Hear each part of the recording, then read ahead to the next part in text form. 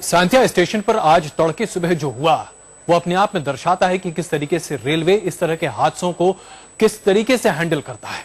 आप खुद ही अंदाजा लगाइए कि अगर इस प्लेटफॉर्म पर ट्रेन को रुकना था तो उसकी स्पीड 80 किलोमीटर प्रति घंटा से ज्यादा क्यों थी। ये एक अहम सवाल है जिसका जवाब देने को रेलवे में कोई भी तैयार नहीं है। अगर हम ममता बनर्जी की बात करें, मौके पर आज पहुंची, वहां पर लोगों की मरहम पुसाई कर रही थी, लेकिन क्या उन्होंने इस बारे में सोचा कि उनके 15 महीने के इस कार्यकाल में 11 बड़े हादसे हो चुके हैं। क्या उन्होंने इस बात को तलाशने की कोशिश की कि रेलवे में इस तरीके की दुर्घटनाओं के लिए कौन है जिम्मेदार। क्या तकनीक जिम्मेदार है, लोग जिम्मेदार हैं।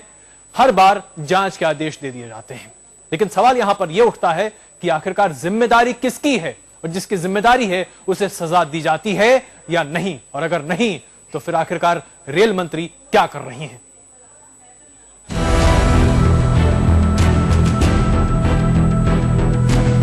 मामले की इंक्वायरी प्रारंभ हो गई है, इंक्वायरी के बाद ही पता है। पटरी पर फिर हुआ मौत का खौफनाक खेल और रेलवे प्रशासन ने फिर बिठा दी एक जांच टीम।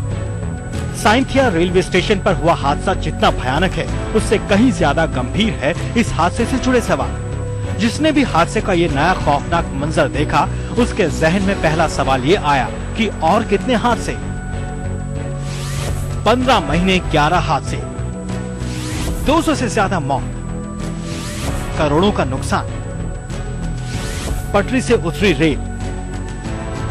यह है रेल मंत्री ममता बनर्जी के कार्यकाल की दास्तान। सवाल यह है कि आखिर ममता के कार्यकाल में रेल पटरी से यूं उतर क्यों गई है।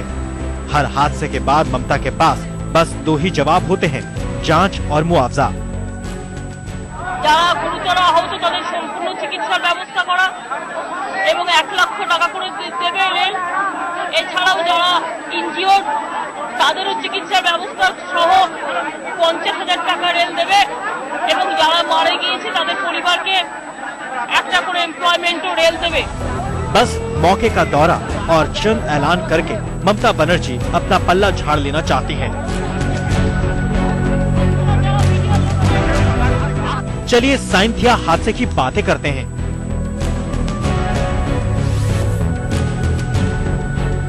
सबसे बड़ा सवाल यही है कि जब प्लेटफॉर्म पर एक ट्रेन पहले से खड़ी थी तो उसी पर दूसरी ट्रेन कैसे थ्रू कर दी गई।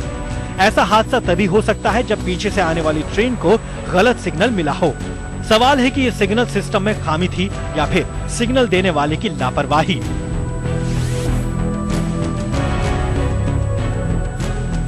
अगर मान लें कि सिग्नल सिस्टम खराब था या सिग्नल मैन ने ही लापरवाही बरती तो भी ये सवाल तो उठता ही है कि सिग्नल रूम में बैठे बाकी स्टाफ क्या कर रहे थे। क्या सिग्नल स्टाफ को पता नहीं था कि जिस प्लेटफॉर्म पर वो उत्तरबंग एक्सप्रेस दाखिल करा रहे हैं उसी पर पहले से वनांचल एक्सप्रेस खड़ी है। वनांचल एक्सप्रेस की हालत देखकर ये अंदाजा लगाना मुश्किल नहीं है कि टक्कर मारने वाली उत्तरबंग की रफ्तार बहुत ज्यादा रही होगी। जानकार कहते हैं कि कम से कम वो रफ्तार 80 किलोमीटर प्रति घंटे के आसपास तो रही ही होगी। सवाल यह है कि आखिर प्लेटफॉर्म तक पहुंचकर भी ड्राइवर ने ट्रेन की रफ्तार कम क्यों नहीं की, जबकि सायंथिया में उत्तरबंग एक्सप्रेस का भी ठहराव होता है।